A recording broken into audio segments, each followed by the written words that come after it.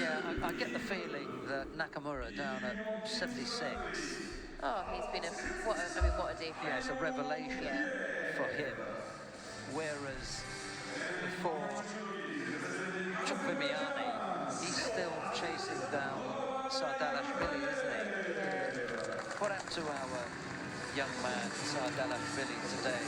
At what point did he blow out just out of interest? Well, he had a very interesting first round contest. He was awarded it on, then he was off, then he came back on, and then it was some interesting decisions there. And then, lost to Nakamura. Lost to Nakamura. So let's see if Nakamura can take out both of the Georgian athletes in this category today. You know, if CHKHVIMIANI takes a medal here, then for all of the promise that we've seen from Sardalashvili, not only will CHKHVIMIANI put himself into a qualification position, but he'll have beaten the athlete that beat Sardalashvili. That also counts. Yeah.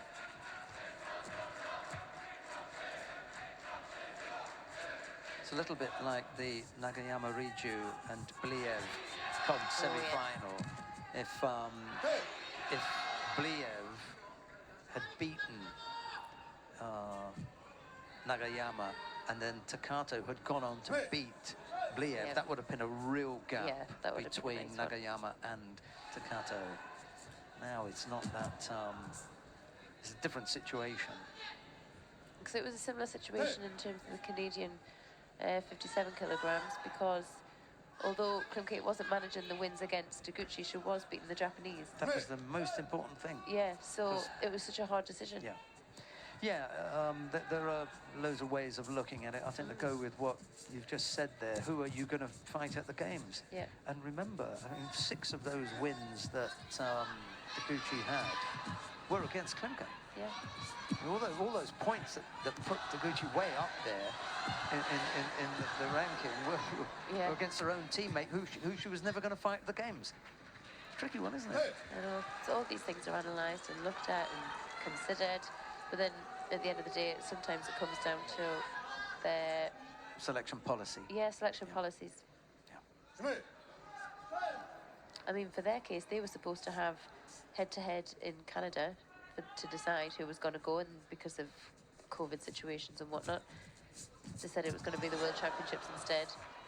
Mercifully, they didn't do the head-to-head. I mean, I didn't find the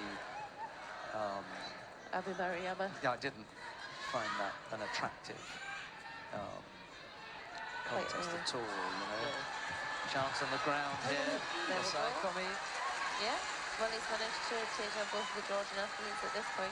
Beautifully done by Nakamura. And look, he's not even breaking sweat here. CHKHVIMIANI knows it's gone as well. He's wiping the sweat from his forehead.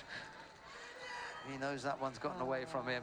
He's actually got his hand over his eyes. He can't believe it either. What an incredible win. Yeah, that shoulder arm completely wrapped up. He gave it a couple of, you know, tugs in an attempt to get up, but it simply wasn't there. And a thump on the mat from CHKHVIMIANI shows just how upset he is with himself for having got caught there. No doubt, you know, he'll have the obligatory bow and show his opponent some respect, and the handshake as well that goes with it. But yeah, even a hug and a back tap. You know, when you've been caught. And the youngster Nakamura does the job. A popular winner as well, especially in front of his home crowd. Congratulations to the gold medal.